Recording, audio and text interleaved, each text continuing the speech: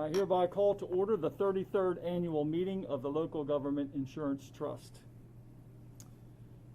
Good morning, everyone. I'm John Miller, and I'm the Burgess of the town of Middletown and Chair of the Local Government Insurance Trust Board of Trustees. Due to the COVID-19 pandemic and out of an abundance of caution, the annual meeting committee recommended that this year's annual meeting be held virtually. Therefore, on behalf of the LGIT Board of Trustees and staff, I would like to thank you for joining us via Zoom, and I hope you find today's meeting both informative and entertaining. We are proud that LGIT has been serving Maryland local governments for 33 years. I would like to especially thank you and your local governments for belonging to LGIT and for you taking the time to attend today's meeting. I would like to highlight a few of the Trust's accomplishments for fiscal year 2020, which ended June 30th. In fiscal year 20, LGIT had 190 members, comprised of 17 counties, 147 municipalities, 23 sponsored entities. LGIT continues to provide training and educational opportunities to local government officials and employees. These programs include liability training by the LGIT staff and programs which you select and are funded by LGIT. The most requested types of training this year were defensive driving, supervisory training, drug and alcohol awareness in the workplace, certified flagger training, and various forms of training for law enforcement personnel. LGIT tries to focus its training on areas where members are experiencing losses. Our legal department presented the workplace harassment seminar several times during the year, and for the first time presented it virtually.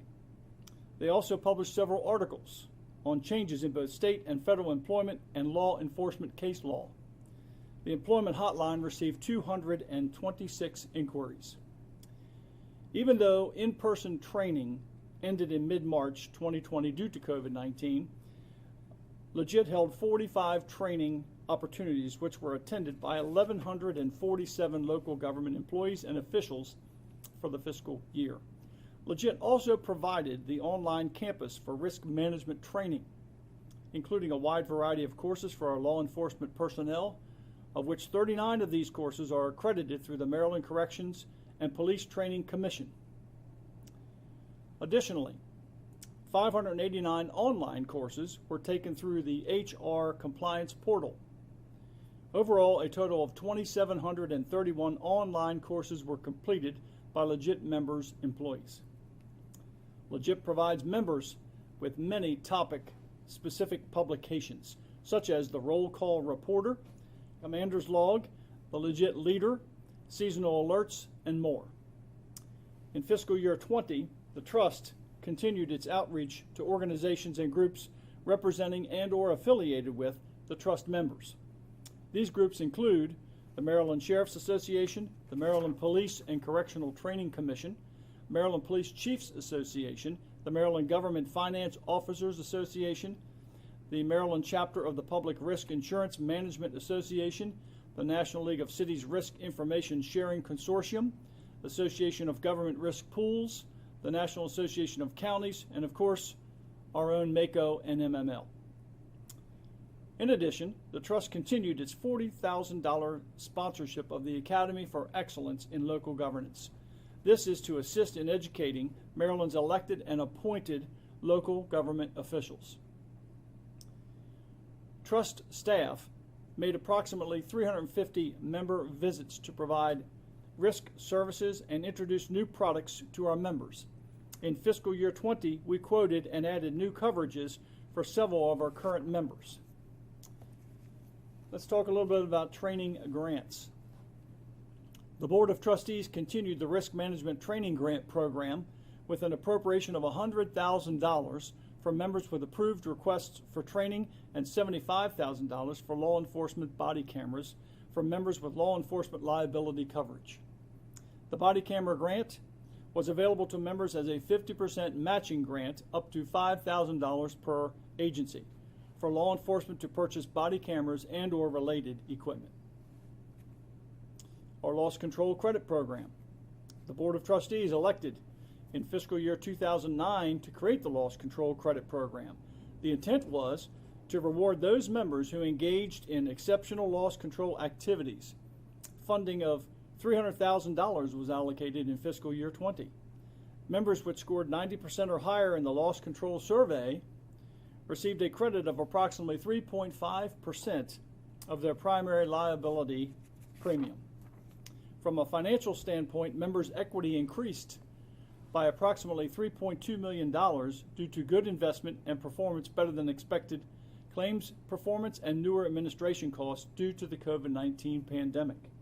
In fiscal year 20, roughly $3.2 million was returned to the membership in the form of premium credits. Of this amount, $2.6 million was returned to members of the primary liability pool, $280,000 to the members of the property pool, and $360,000 to members of the excess pool. For fiscal year 21, the Board of Trustees is returning a rate stabilization credit of $750,000 to the primary liability pool and a new $500,000 rate stabilization credit for property pool members. Since 2009, over $40 million has been returned to the membership in the form of premium credits and discounts.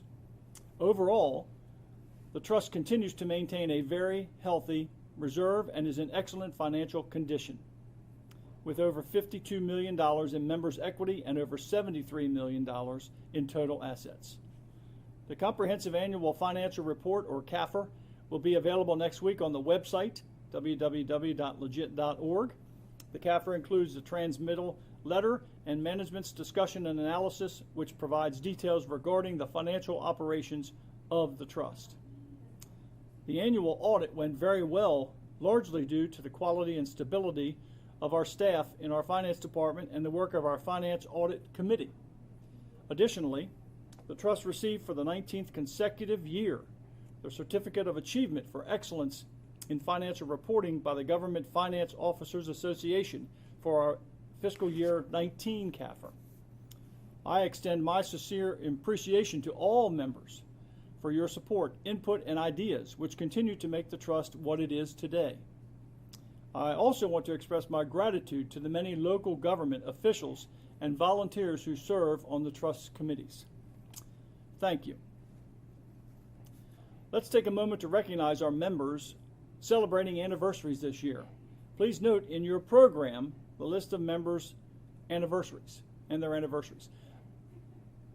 I would now like to recognize Scott Soderstrom, who is celebrating his 25th year with Legit.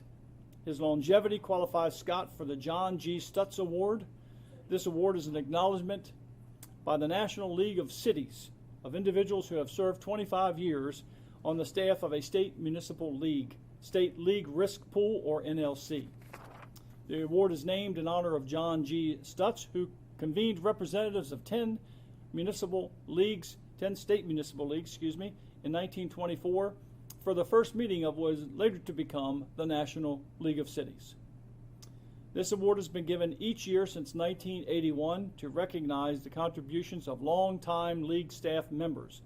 Due to the pandemic, Scott was presented this award at Legit's August directors meeting. Congratulations, Scott. I would like to also recognize Legit's award recipients for fiscal year 20. These include the annual Training, Claims, and Risk Management Awards. First, the Training Award. The fiscal year 20 honoree for the Legit Training Award is given to a member that recognizes the value of training to reduce losses. The award recipient is the City of New Carrollton. The Claims Award. The fiscal year 20 honoree for the Legit Claims Award is given to a member for excellence in reporting, investigation, and reduction of claims. The award recipient is the City of Rockville. Congratulations to those two cities. Risk Management Award. The Risk Management Award is presented to members that consistently demonstrate excellence in and continuing commitment to loss reduction, ongoing training, adherence to Legit's risk management guidelines, and using Legit's resources. These are the members that scored 100% on the annual loss control survey last year. We're not going to read the list of 35 members to you, but you can certainly find them in your program, or you can find them on our website, again, at www.legit.org. We congratulate all of those members for their outstanding efforts. Finally, I would like to take this opportunity to thank my fellow board members for their dedication and the LGIT staff members for the hard work and commitment to serving you and the trust. It's now my pleasure to recognize the members of the Board of Trustees.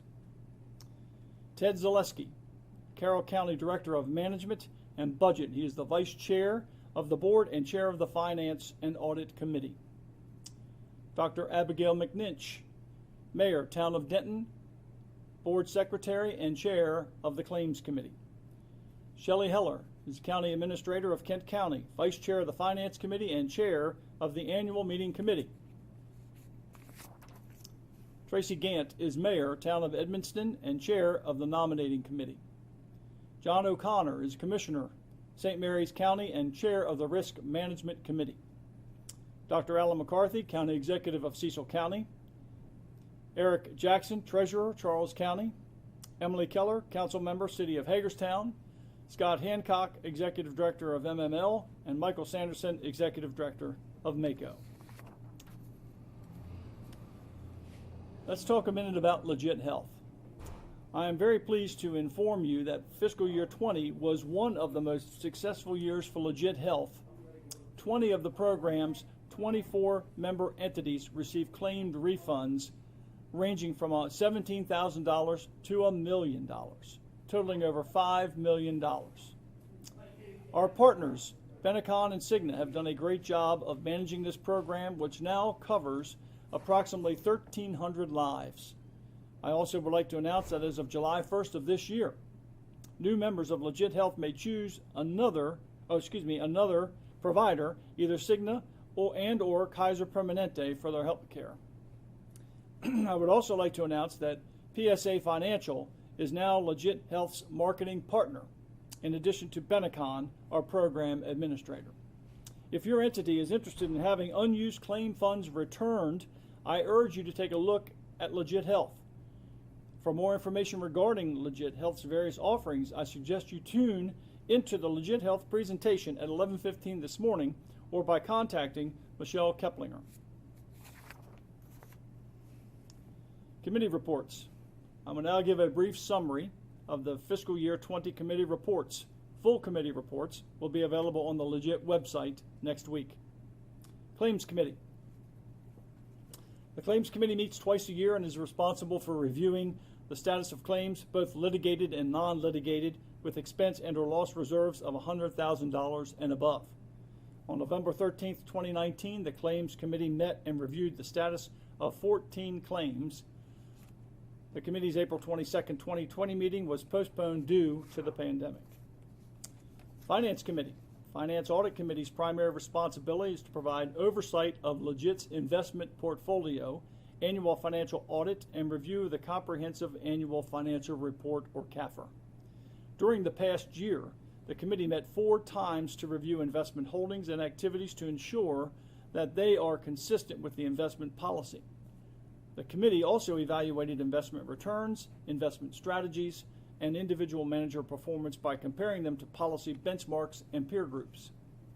The committee met with the independent auditors from Clifton Larson Allen, and there were no significant or non-routine findings or observations reported by the auditors.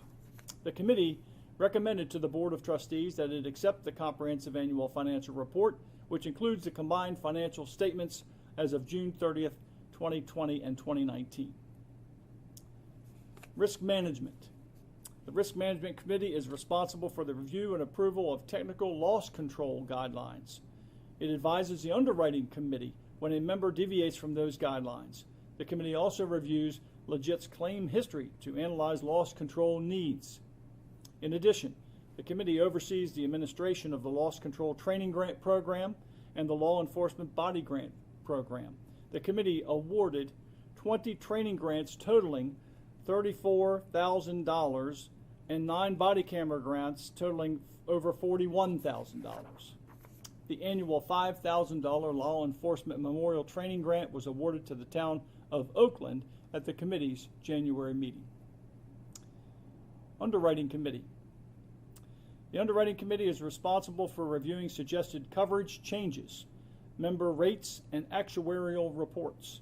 The committee met twice last year and made two recommended scope changes for primary liability coverage, one change to the excess liability coverage and one change to the property coverage form. This concludes our committee reports. And now a personal comment. I have just completed my second year as chair of the Board of Trustees in addition to serving as a board member since 2006. I have truly enjoyed serving all of you during this time, and now I'd like to take a moment to acknowledge and thank you to our sponsors for this year's virtual meeting. Thursday's speaker sponsor, PSA Financial, and Friday's session sponsor, Alliant Insurance. Meeting survey. The annual meeting survey will be sent to each of you Friday afternoon. I ask that you please take time to complete this survey. Your input is very important so we can continue to improve these meetings. The Academy for Excellence in Local Government is presenting a class this afternoon at 1 o'clock, Consensus and Team Building, which meets one of the core requirements for the Academy Fellows Program. Tomorrow morning, on Friday, another Academy core class, Basics in Risk Management, will be online at 9 o'clock, followed by an Academy elective, Employment and HR Legal Update. This class will begin at 11 and will be presented by Kevin Karpinski of Karpinski, Cornbrooks, and Karp. All of these Academy classes are virtual classes, and you are able to register for them on the LGIT website. Later this morning at 11:15, there will be an online meeting providing an update on LGIT Health. Fred Bean of Benecon, Andrew Belmere of Cigna Health, Kyle Sanders of Kaiser Permanente, and Ken Huber of PSA Financial will be presenting and will be available to answer any LGIT Health questions you may have. Please take advantage of that program today. With no further business, I hereby close this 33rd annual meeting of the Local Government Insurance Trust. I declare this business meeting adjourned. And now I'm pleased to introduce our guest speaker, Eric Maddox. After graduating from the University of Oklahoma in 1994, Eric joined the U.S. Army as an infantry paratrooper for the 82nd Airborne Division. After spending 3 years as a paratrooper, jump master, and a qualified ranger, Eric re-enlisted as an interrogator and Chinese Mandarin linguist. Since 9/11, Eric has conducted over 2,700 interrogations, while deploying 8 times in support of the global war on terrorism, to include multiple tours in Iraq, Afghanistan, South America, Southeast Asia, and Europe. In 2003, while assigned to a Special Operations Task Force in Tikrit, Eric conducted over 300 interrogations and collected the intelligence which directly led to the capture of Saddam Hussein. As a result, he was awarded the Legion of Merit, the Defense Intelligence Agency's Director's Award, and the National Intelligence Medal of Achievement. After being hired as a civilian with the Department of Defense, Eric continued to help fight the global war on terror until 2014. Eric is also the author of Mission Blacklist No. 1, which he wrote with the permission of the Department of Defense. Eric became one of the world's most successful interrogators by mastering the art of identifying the perception of his adversary and communicating exclusively to that perception. Trust is the most important element of any kind of relationship, whether you are dealing with a customer, employer, student, patient, or even a friend. Eric emphasizes the importance of empathy-based listening in developing trust and paving the way to your goals.